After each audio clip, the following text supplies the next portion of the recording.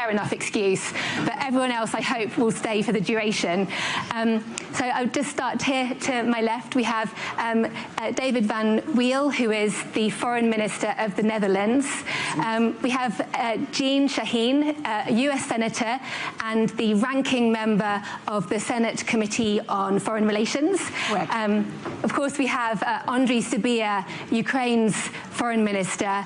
I've already introduced the...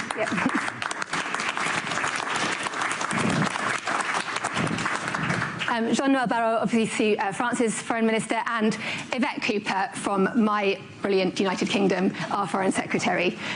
So welcome to you all, and thank you so much for joining us. As the session is on Ukraine, I thought I would start with the first question to Mr. Sybiha, and we're talking about security guarantees, and of course the news that came out today about this next round of peace talks between Russian, Ukrainian officials and the US, announced by the Russians actually, taking place in Geneva next week.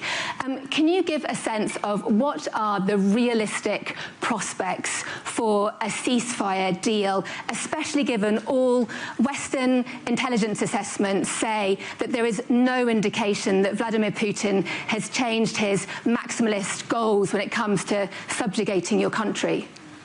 Thanks a lot for your question, but let me start with expressing gratitude that you correctly pronounce my surname. That's really a true achievement.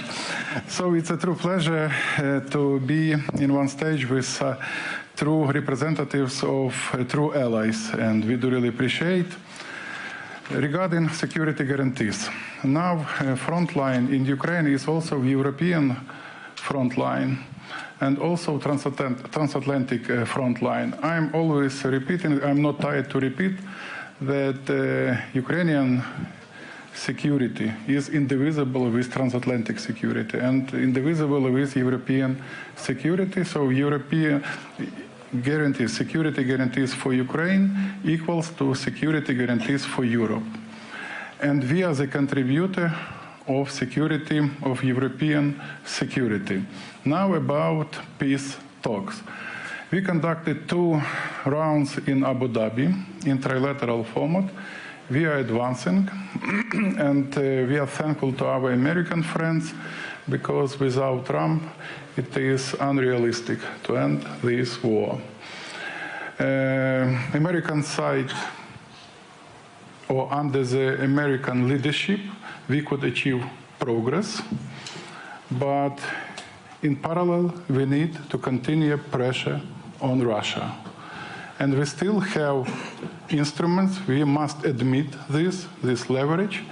And I agree with this assessment, no signs of willingness from Russian side for serious negotiations. On contrary, Ukrainian side has doable proposals. So what do we have now? Americans are in the process, that's great.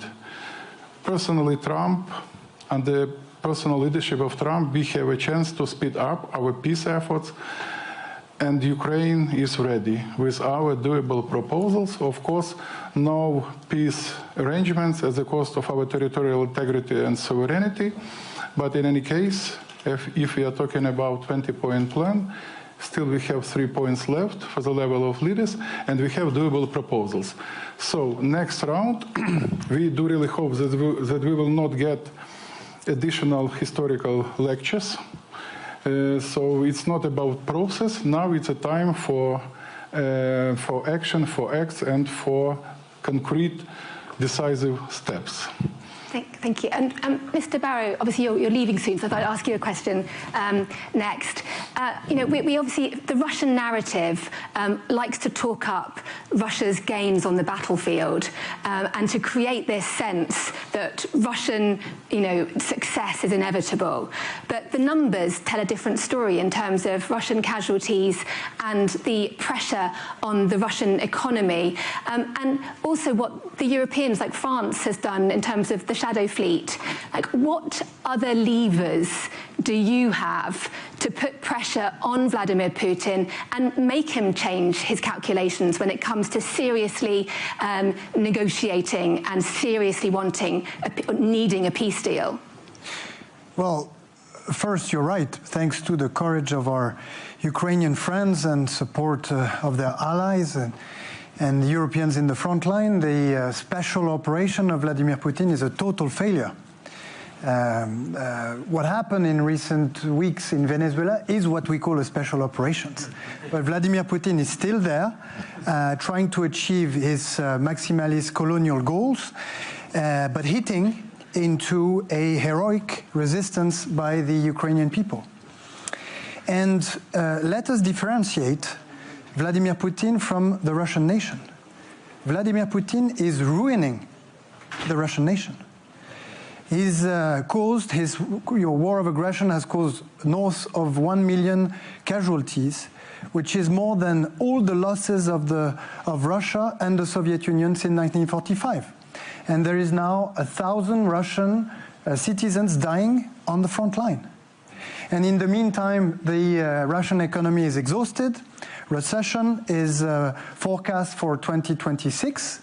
Not only is Vladimir Putin ruining the great Russian nation, he's also taking the risk of making it exit history with a great age, you know.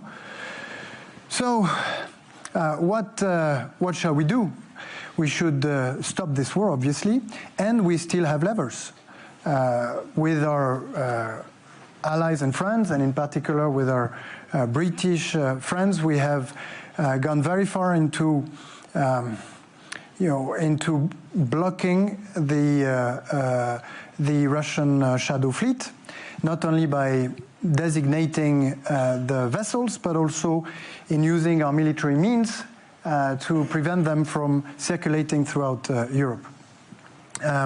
We have piled up, as far as the EU is concerned, 19 package of sanctions, and on the 24th of February, the 4th anniversary of the war, a 20th sanction package will come out that will be as powerful as the 18th and the 19th, precipitating the war industry of Vladimir Putin even further down. In the meantime, we're supporting Ukraine in its heroic resistance with this 90 billion loan that is going to shelter Ukraine from any financial difficulties in the 2 years to come. But now, thinking ahead and preparing for peace, we have put together, alongside with the UK and Germany and 30 other countries, the greatest coalition of all times to prepare for security guarantees that will be deployed once ceasefire is reached, in order for no aggression to be possible in the future of Ukraine. Because security guarantees for Ukraine are security guarantees for Europe. And beside the security guarantees that have been planified for 1 year by the coalition of the willing and that are ready to be deployed through the headquarters of the multilateral force Ukraine that is based in Paris, there is no alternative and credible security guarantees. So we are putting pressure on Russia. We're supporting Ukraine. We're preparing for peace and building, for the first time in our history outside of NATO, credible and robust security guarantees that will ensure, when times comes, that the aggression can never restart. But do you realistically envisage a situation where Vladimir Putin agrees to a ceasefire deal that sees forces from NATO nations like France and the UK actually stationed in Ukraine without him having suffered significant pressure? Like, how is that realistic? Well, if you don't have the kind of security guarantees that we have put together in close relationship with our Ukrainian partners, with the regeneration of the Ukrainian army, with military capacity that will be in a second layer on the ground, in the sea and in the air, a backstop that the US have expressed readiness to take into account when they were in Paris on January 6th, and some legal commitment binding everything together, there is no security guarantee. And if there is no security guarantee for Ukraine, there is no security guarantee for Europe. So there will be more and more pressure until not only Russia accepts to cease fire along the lines that Andrii mentioned, but also Russia accepting that we don't want this war to restart, and that for that we need security guarantees that have no aggressive dimension, that are only there to deter further aggression. So actually, are you saying that Russia needs to make a deal now because it's only going to get worse? That's my feeling. I think that time is playing against the Russian nation. Of course, Vladimir Putin is apparently ready to pay a very significant price, but it's to the detriment of the Russian nation. But yes, the losses are very high at the human level, but also at the economic level. And it is in the interest of the Russian people that Vladimir Putin stops right away. Ms. Cooper, we're talking obviously about